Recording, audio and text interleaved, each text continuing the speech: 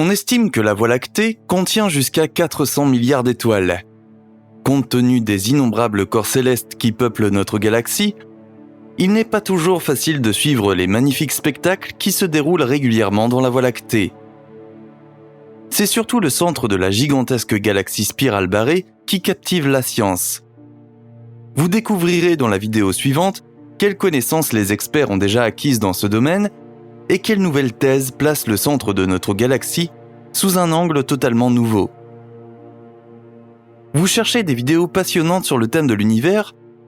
Alors n'oubliez pas de vous abonner à notre chaîne pour rester à jour. Si vous aimez le contenu de nos contributions, nous serions très heureux de recevoir un pouce bleu. Explorons maintenant la question fascinante de ce qui se cache au centre de la Voie lactée.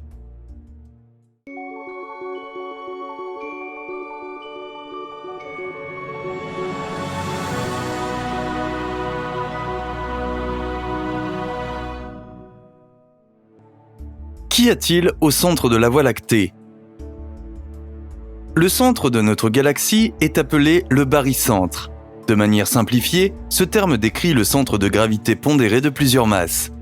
Depuis notre point de vue terrestre, le centre de la Voie lactée se trouve dans la constellation du Sagittaire, où il nous apparaît comme une structure brillante dans le firmament. Cependant, on pourrait dire que notre point de vue est sujet à une erreur galactique. S'il est vrai que la constellation du Sagittaire abrite un nombre incomparable d'étoiles et de nébuleuses, le centre galactique réel de la Voie lactée reste caché à nos yeux. Cela est dû au fait que la zone correspondante est entourée de nuages de poussière sombre et ne peut être observée dans le spectre de la lumière visible. Cela n'est possible que si nous observons le centre de la galaxie spirale barrée dans le domaine de l'infrarouge, des ondes radio ou des rayons X.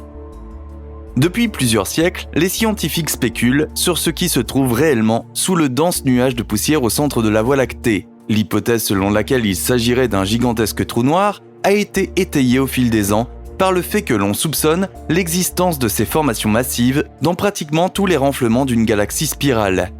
Le bulbe est la région centrale très dense d'une galaxie spirale, qui éclipse littéralement toutes les zones environnantes par son énorme puissance de rayonnement. Ce qui n'était qu'une conjecture depuis plusieurs décennies est finalement devenu une certitude grâce aux données fournies par les télescopes de l'ESO. Cet équipement technique complexe a observé le centre de la Voie lactée à l'aide de méthodes spéciales, ce qui a finalement permis d'observer les étoiles individuelles au centre de notre galaxie domestique avec plus de détails que jamais auparavant. Les chercheurs sur Terre se sont principalement intéressés aux périodes orbitales et aux formes orbitales des corps célestes correspondants. L'analyse des données obtenues n'a laissé aucun doute sur le fait que les étoiles de la région centrale tournent autour d'un trou noir supermassif. Cet objet fascinant possède probablement 4,3 millions de masses solaires. Sagittarius A. Le trou noir supermassif situé au centre de la Voie lactée sera finalement nommé Sagittarius A. Plus précisément, l'objet fascinant est situé à environ 26 670 années-lumière de notre planète. Le diamètre de son horizon des événements, quant à lui, est de 14 millions de miles. Ce qui a rendu Sagittarius A si intéressant pour les scientifiques dans le passé, ce sont les fortes ondes radio qui ont toujours été émises par l'objet. Ce phénomène est typique des noyaux galactiques actifs, c'est-à-dire des régions centrales des galaxies qui émettent des quantités inhabituelles de rayonnement.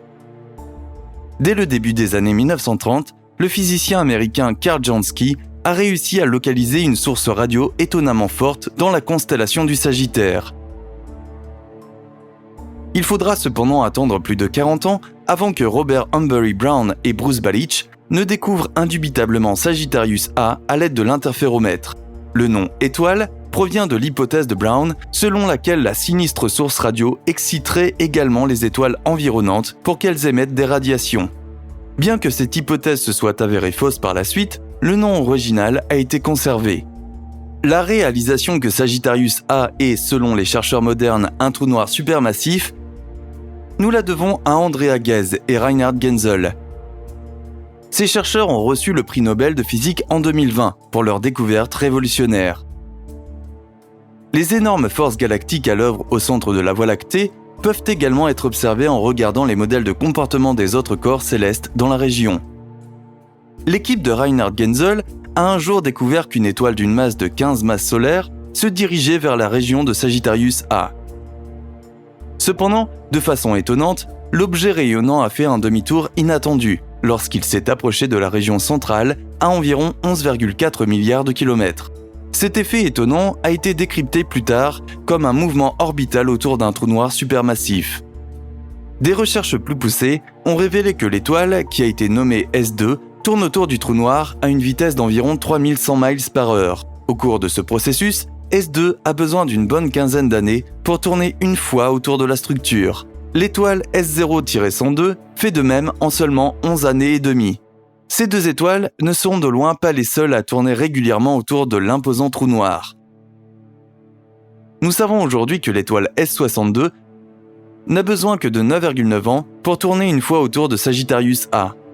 Au cours de ce processus, le corps céleste s'approche de la structure à une distance de 1,5 milliard de kilomètres. À titre de comparaison, Uranus est séparé de notre Soleil par une distance d'environ 1,7 milliard de miles. Au cours de son voyage dans l'espace, S4714 se rapproche encore plus du trou noir supermassif. Dans un segment orbital particulier, l'étoile se trouve à seulement 750 millions de miles de Sagittarius A.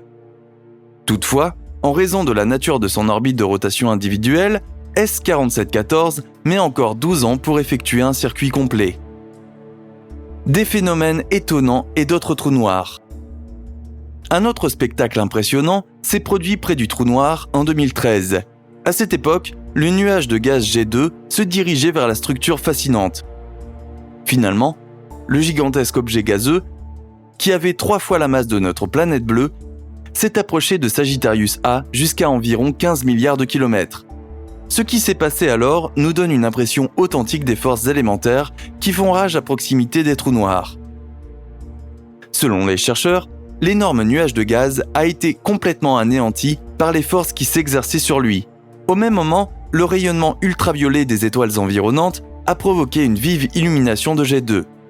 Si l'on suit les conclusions des scientifiques, Sagittarius A n'est pas le seul trou noir existant dans la région centrale de la Voie lactée. Début 2005, par exemple, les experts ont réussi à observer des éclats réguliers de luminosité dans le voisinage immédiat de Sagittarius A.